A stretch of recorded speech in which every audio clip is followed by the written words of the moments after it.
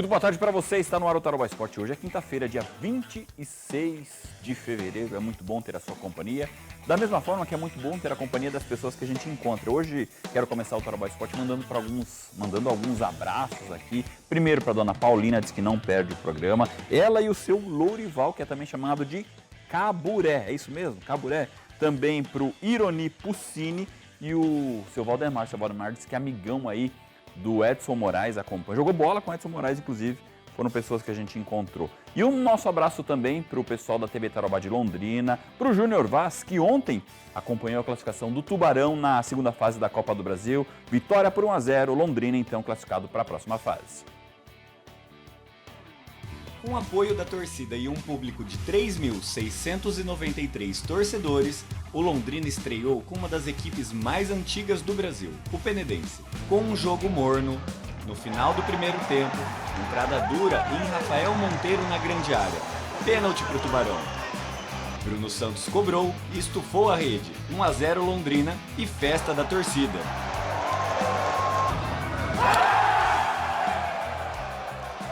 No final do jogo, Londrina resolveu partir para cima e o Penedense conseguiu segurar.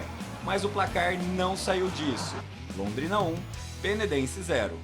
Mesmo com um jogo abaixo da expectativa do torcedor e um placar magro, o Londrina conseguiu garantir mais R$1,5 milhão aos seus cofres e também a continuidade na Copa do Brasil. Dentro daquilo que a gente tinha como planejado, a gente acabou executando, que era a passagem para a próxima fase. E aí sim, nas próximas fases da Copa do Brasil, eu acredito que a gente pode ter um desempenho um pouco melhor do que foi hoje. Talvez poderíamos ter um pouquinho mais de tranquilidade se aproveitássemos melhor as transições que nós tivemos, mas são situações que a gente tem que ter a leitura de que um jogo atrás do outro, às vezes para mobilizar é um pouquinho mais difícil, mas uma classificação merecida, um objetivo alcançado, uma invencibilidade mantida, e tudo isso à custa de muito trabalho, de muita humildade e entrega dos atletas.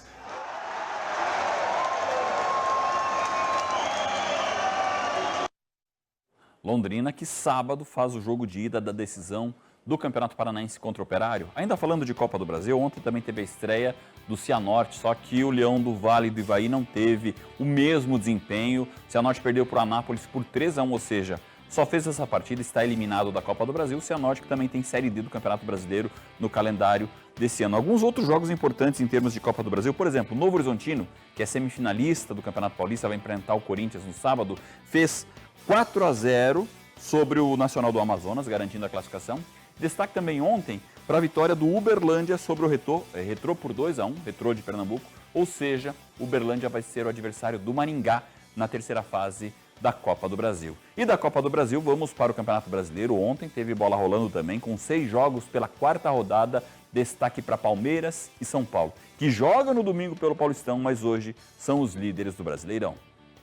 Que grande campanha do Palmeiras nesse início de Campeonato Brasileiro. O Verdão começou a quarta rodada na liderança da competição e manteve o posto com a vitória por 2-1 sobre o Fluminense no confronto direto. Pênalti do goleiro Fábio em Vitor Roque. O próprio Vitor Roque bateu e abriu o marcador na Arena Barueri. Logo depois, Alan limpou 2 marcadores e bateu para o gol para vencer Fábio, 2-0. O Flu descontou com Lúcio Acosta. Ele lutou pela bola, se desvencilhou dos zagueiros e marcou, mas não evitou a derrota, 2-1 placar final. O Palmeiras é o líder do Brasileirão com 10 pontos e o Flu sofreu a primeira derrota, com isso caiu para o 5º lugar com 7 pontos. No domingo, ambos terão clássicos pelos seus respectivos estaduais. O Fluminense recebe o Vasco pelo Carioca e o Verdão encara o São Paulo pelo Paulistão. No clássico das semifinais do estadual, o Palmeiras vai ter um adversário embalado. Isso porque o São Paulo também aparece no topo da tabela do Brasileirão com os mesmos 10 pontos, mas é o segundo colocado porque tem menos saldo de gols. O tricolor paulista venceu o Curitiba por 1-0 no Couto Pereira. O gol da vitória foi de Cauli em cobrança de pênalti, o primeiro dele com a camisa do São Paulo. A rodada não foi boa para os times do Paraná. O Atlético chegou ao 4º jogo sem vitória ontem, empatou em 1-1 com o Bragantino fora de casa. Linda cobrança de falta de Juninho Capixaba, 1-0 Massa Bruta. O Furacão empatou com o Julimar. Ele recebeu na grande área, dominou com a esquerda e bateu forte com a direita, 1-1. Na tabela, Atlético e Bragantino têm 7 pontos. O Furacão é o 6º e o Massa Bruta é o 7º. 1-1 foi o placar mais comum na rodada. Ocorreu em outros 2 jogos. Cruzeiro e Corinthians empataram no Mineirão. O gol da Raposa foi de Matheus Pereira, chutaço da meia-lua, 1-0. O Cruzeiro até balançou as redes outra vez com Caio Jorge, mas o gol foi anulado pelo VAR por impedimento. Melhor para o Timão, que empatou o jogo no segundo tempo. Cobrança de escanteio de Garro e João Pedro acertou um testaço na bola. 1-1 placar final. O Corinthians é o terceiro na tabela com 7 pontos. No sábado encara o Novo Horizontino pelas semifinais do Paulistão. Já o Cruzeiro segue sem vencer no Brasileiro e tem apenas 2 pontos. Também no sábado faz o jogo de volta das semifinais do Mineiro contra o Pouso Alegre. Quem também segue sem vencer no Brasileirão é o Internacional. Ontem empatou com o Remo em 1-1 no Mangueirão. O Colorado até saiu na frente com Alan Patrick. Aliás, um belo gol do camisa 10. Mas o Remo empatou graças a uma falha do goleiro Rocher. Ele soltou a bola, Aleph Manga pressionou o mercado e ela sobrou para Pico igualar o marcador, 1-1. Na tabela, o Remo é o 15º com 3 pontos. E o Colorado está na zona do rebaixamento com 2. No domingo, o Internacional encara o Grêmio no primeiro Grenal decisivo do Gauchão. O Grêmio vai para o Grenal da Arena embalado por mais uma vitória em casa. Ontem, derrotou o Atlético Mineiro por 2-1. Cruzamento da direita e Noriega fez de cabeça, 1-0 Grêmio. O Galo empatou com o Vitor Hugo. Ele aproveitou o lançamento longo, a falha da defesa tricolor e encobriu o Everton, 1-1.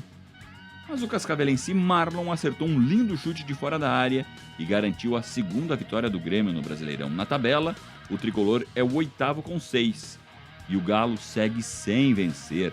É o 16º com apenas 2 pontos. Como perdeu o gol ataque do Inter ontem contra o Remo.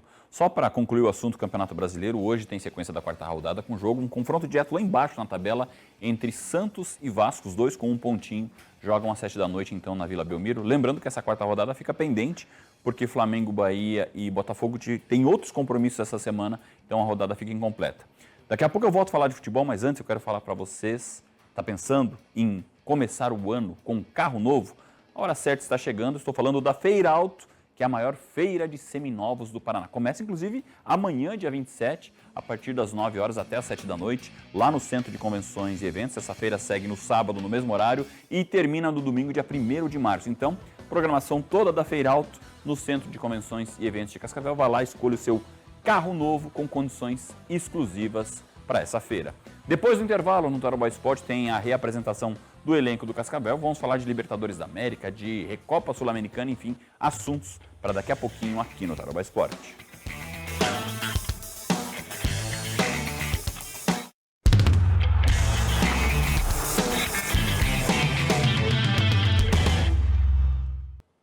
Estamos de volta com o Tarobá Esporte. Eu quero trazer informações agora do Futebol Clube Cascavel, porque a equipe iniciou a preparação para a disputa da Série D do Campeonato Brasileiro. É um período aí de intertemporada, a reapresentação do elenco foi na tarde de ontem e a Série D só começa no dia 5 de abril, ou seja, o Cascavel ainda não sabe quais serão os componentes da chave. A Série D tem mudanças esse ano, um grupo agora que vai ser formado por 6 equipes, turno e retorno nessa primeira fase.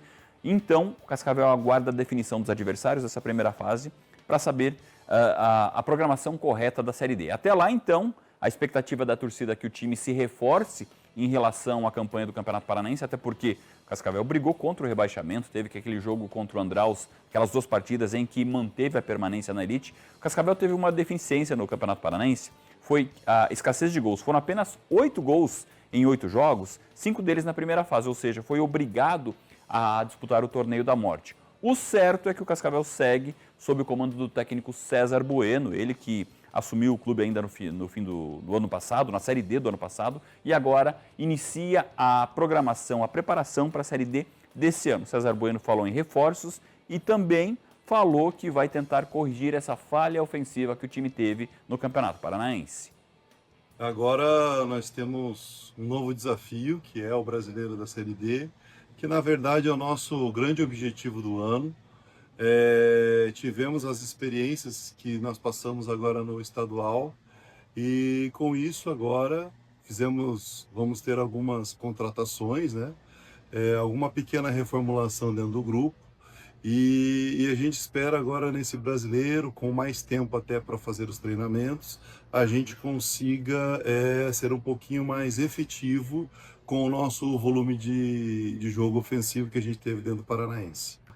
A gente, mesmo não saindo a data, a gente acredita estar aí próximo aí de 45 dias da estreia, né? Então a gente já começa a dosar cargas para fazer essa pré-temporada com esse objetivo lá na frente da estreia.